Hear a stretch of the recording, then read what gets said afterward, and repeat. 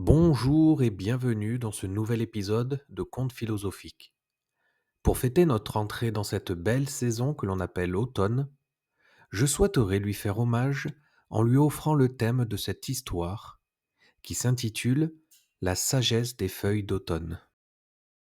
Installez-vous confortablement et laissons place maintenant à l'histoire.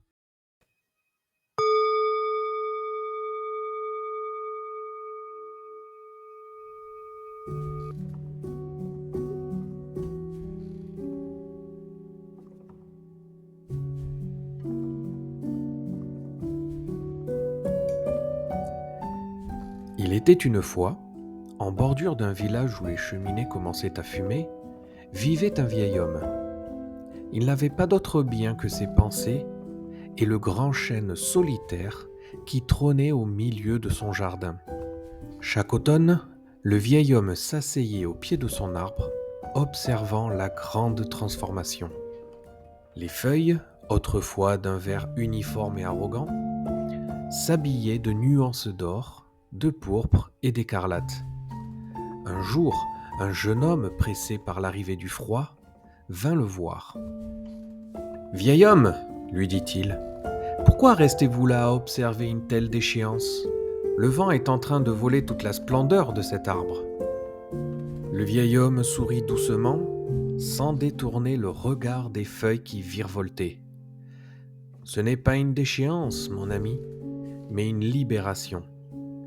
Pendant les longs mois d'été, cet arbre a porté le poids de sa vertu.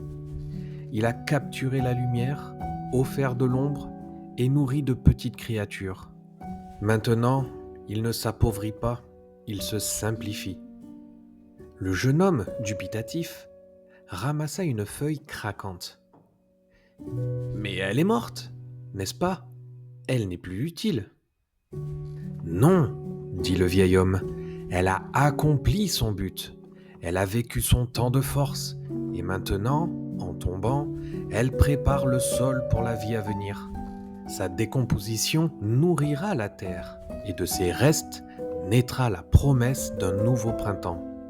Elle ne meurt pas, elle se transforme, retournant à l'origine pour que d'autres puissent grandir. » Le vieil homme se pencha et cueillit une feuille encore accrochée à une branche. « Regarde-la, elle pourrait s'accrocher, lutter contre le vent. Mais elle a compris, elle se laisse aller, elle fait confiance au cycle. Sa beauté n'est pas dans la permanence, mais dans le lâcher-prise. Dans ses adieux majestueux, il annonce un renouveau. » Le jeune homme, moins pressé, s'assit à son tour. Il comprit que l'automne n'était pas la fin d'une histoire, mais le chapitre où la sagesse remplaçait la force. « La saison de l'automne, lui expliqua le vieil homme, nous enseigne que chaque perte est aussi un gain, que lâcher prise est une force de courage, et que la véritable beauté réside non pas dans l'éternité, mais dans la transformation inévitable des choses. » Au même moment, le vent se leva et une pluie de feuilles dorées s'abattit sur eux. Le vieil homme, le cœur léger, ferma les yeux.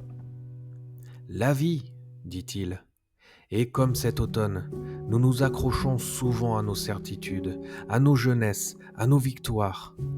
Mais la vraie paix ne se trouve que lorsque nous acceptons que le temps est une sculpture, et que ce qu'il enlève, il le remplace toujours par quelque chose d'autre, une sagesse silencieuse, une profondeur inattendue. » Le jeune homme, plus mûr, ramassa une poignée de feuilles.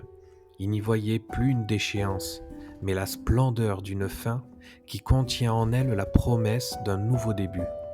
Il avait appris qu'il ne fallait jamais craindre la chute, mais l'accueillir comme un passage nécessaire vers une nouvelle forme de vie.